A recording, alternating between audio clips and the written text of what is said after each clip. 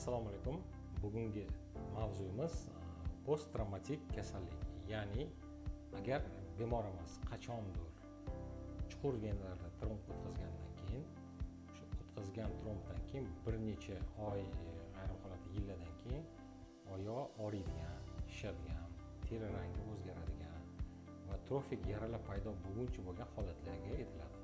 Haqiqatdan ham ko'p holatlarda tromb chuqur venada bemorlarimiz o'tkazgan bo'ladi.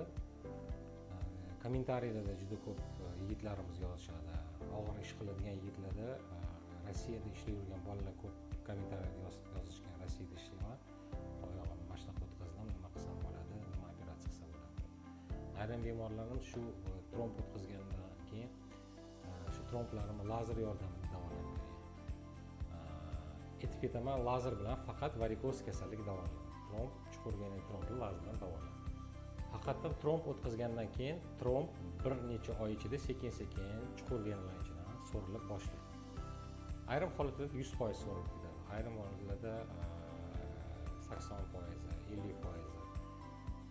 O'sha ichida qolgan tromblari devor to'qimasi bilan fon birlashib bitta to'qimalarga aylanib, ichida chandiqli hosilga o'xshagan narsa hosillarni paydo bo'ladi. Shuni hisobiga oyoqdan chuqur venalar orqali qon ketish qiynaladi. Qon ketish qiynalgandan keyin oyoqda qon turib qoladi. Oyoq yurganda, harakat qilganda oyoq og'riydigan bo'lib qoladi. Nagruzka berganda shishadigan bo'lib qoladi. Agar ortiqcha vazn bo'lsa, undan ham battar og'rib, teri rangi o'zgarib, trofik yaralargacha ham olib kelishi mumkin.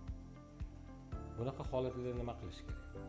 Avvalambor tromb o'tkazgandan keyin doim flebolog yoki qon tomir jarroh nazoratida bo'lish kerak. Ultratovush nazoratida bo'lish kerak. Qaysi qismda tromb paydo bo'lgan, so'rildimi, so'rilmadi.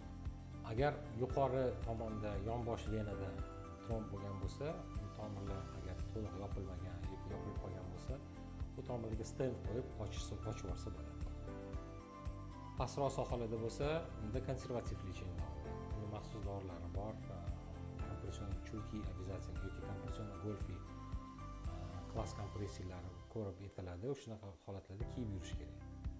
O'shanda shishlari kamayadi, belgilari kamayadi, asoratlarni oldini oladi.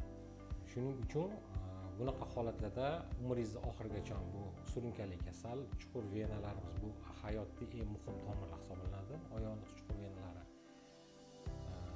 har doim bezovta qilish mumkin. Butun umr nazoratda bo'lish kerak va o'zingizga qarab yurish kerak. O'zingizlar ehtiyot qilinglar, har doim flebolog